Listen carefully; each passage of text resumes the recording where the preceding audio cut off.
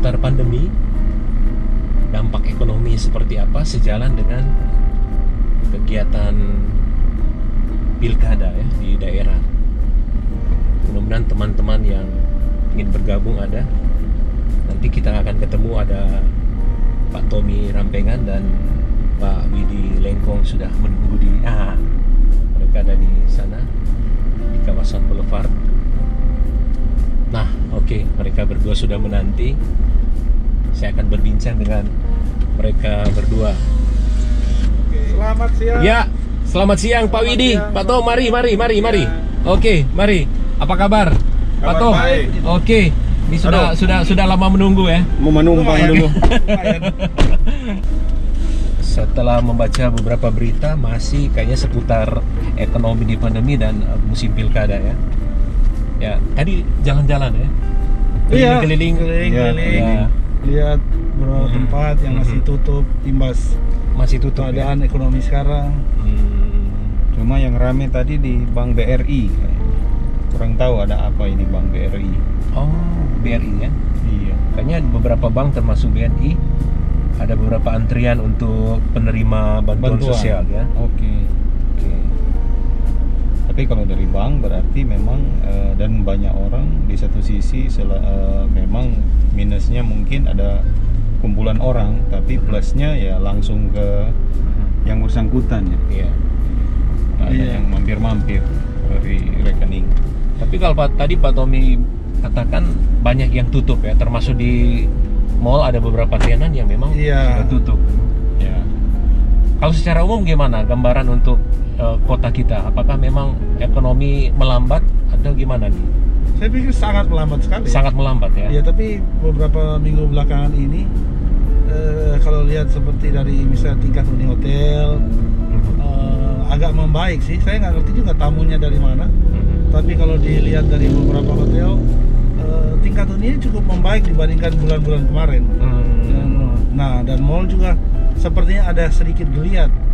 Tapi ya daripada kosong. Iya. Mulai membaiknya sejak Agustus akhir atau September? Saya kira dari pengamatan September ya. September Dan kebetulan kan di Manado, di Sulawesi Utara kan pasien aktifnya berkurang terus ya. Sekarang sudah di bawah 600. Tapi bisa ke tengah sedikit biar kelihatan ya. Ya. Sudah di bawah 600. Itu pengaruh juga ya, angka-angka positif berpengaruh terhadap hunian hotel. Iya, dan saya pikir dari psikologis masyarakat ya. Karena mereka menganggap mungkin sudah sedikit lebih aman. Jadi ekonomi agak sedikit bergerak. Ya. Tapi kalau ada persepsi misalnya ada kekhawatiran datang ke hotel karena ada beberapa hotel juga tempat hunian atau isolasi mandiri dari beberapa pasien OTG. Gimana itu Pak Tom? Bisa nggak ada jaminan bahwa hotel betul-betul menjaga protokol kesehatan? Saya rasa hotel-hotel yang menerima orang-orang isolasi itu, tapi di Sulut kayaknya tidak ada yang hotel yang menjadi tempat orang isolasi mandiri ya. Enggak ada ya? Cuman buat ya isolasi mandiri kalau udah OTG ya. Cuman mereka yang mungkin pelaku perjalanan yang mau isolasi. Nah, ya itu perlu diluruskan ya untuk penonton yang menyaksikan tayangan ini. Ada jaminan sebetulnya, jangan ada salah persepsi. Hotel itu bukan rumah sakit ya. Mungkin beda dengan di Jakarta. Kalau di Jakarta kan memang secara terbuka sudah ditetapkan sebagai tujuan untuk isolasi mandiri. Tapi kalau di Manado kayaknya masih sebatas pelaku perjalanan, dan itu kan memang tidak bisa ditolak juga karena bagian dari servis. Kalau Pak Widi, kalau keluarga weekend gitu untuk minggu-minggu ini bisa artinya optimis untuk menginap hotel? Saat ini belum, karena memang secara needs juga belum mengarah ke sana. Kami lebih suka kalaupun ada kesempatan ya mungkin ke tempat-tempat wisata yang sifatnya datang beberapa jam kemudian pulang lagi. Ya. Lagi masih wait and see. Betul, masih melihat. Kemudian ya memang Manado kan mau kemana lagi kalau kita sudah di Manado di rumah, ya paling travel kemana-mana kembali lagi ke rumah, nggak perlu nginap lah. Dan semua tentu saya tergantung waktu kan. Kalau waktunya cukup. Tapi waktu untuk bergerak kembali. Walaupun saya lihat banyak toko-toko yang sudah buka, tapi kan masih ada efek psikologis dari rasa takut, rasa waspada, dan kalau tentang kesehatan itu. Tapi kalau Pak Tommy lihat untuk tren nginap di hotel ini untuk domestik saja, karena kalau kita patokan untuk membuka tamu dari luar negeri kan masih sangat relatif. Tren sekarang gimana? Mulai membaik, naik, tapi masih sangat jauh ya. Membaik karena tapi dulu, lambat. Iya, Manado itu kalau dulu rata-rata tingkat huni hotel-hotel se-Manado kan sekitar 60-70% kalau nggak salah. Sekarang kayaknya masih di bawah itu. Dan mungkin yang menginap juga itu baru kalangan dari bisnis kali ya. Iya, bisnis. Entah dia bisnis atau ada acara pemerintah atau acara instansi lah. Iya. Kalau turisnya sendiri kayaknya masih kosong masih. Jadi makanya itu, karena dulu kan yang menyumbang besar itu turis dari luar, khususnya Cina ya. Iya. Ini saya perhatikan toko-toko juga sudah banyak yang buka dibanding bulan-bulan sebelumnya, tapi Daya belinya mungkin bukan selain daya beli, mungkin juga orang kayak dulu kan buat rekreasi ke toko, orang betul-betul berkurang kan. Jadi ya itu. Nah sekarang kalau ekonomi masyarakat secara luas ya, selain ada bantuan dan upaya pemerintah untuk bantuan sosial, gimana geliat ekonomi Pak Widi dan Pak Tommy lihat gimana? Karena kita kan harus tidak boleh berdiam diri. Artinya kalau hanya berdiam diri di rumah, tidak ada peningkatan ekonomi, makanya susah juga gitu ya. Saya lihat ada yang nanam jual bunga gitu, kemudian tapi bunga, kan ya burung. Memang saat ini hal-hal kreatif seperti itu yang harus kita munculkan. Cuma memang kalau lihat di Sulawesi Utara, khususnya di Manado, Sulawesi Utara pada umumnya, kita kan tahu bahwa ini kita sudah memasuki bulan-bulan barber. Nah jadi mungkin akan mudah-mudahan akan ada sedikit bergejolak di saat November nanti, November, Desember, nyambut hari raya, walaupun kemungkinan besar ya tidak akan sepastinya tidak akan seperti tahun-tahun sebelumnya. Dan ya, di satu sisi memang butuh event-event tertentu yang nanti membuat ekonomi sedikit bergerak. Misalnya dengan masuknya pilkada ini kan, walaupun mungkin sangat dikhawatirkan terjadi klaster-klaster penjangkitan pada saat pertemuan-pertemuan dalam rangka pilkada, tapi tidak dapat dipungkiri juga dengan adanya event momen pilkada ini kan, ada juga ekonomi yang berputar di situ, entah stiker, sablon kaos, makanan karena ada acara. Nah, hal seperti ini ya setidaknya ada sedikit membantu, suntikan. Ya, tapi saya pikir suntikan-suntikan dari pemerintah itu memang banyak sekali membantu ya, terutama buat masyarakat kelas bawah dan menengah itu. Jadi gitu ya Pak Tom?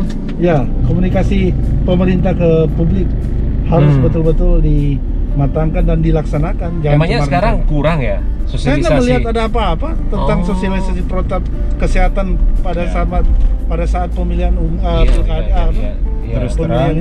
Terus mohon maaf saya potong sedikit. Terus terang, saya masyarakat umum itu masih merasa sekarang pemerintah masih pada fase apakah pilkada ini akan berjalan atau tidak.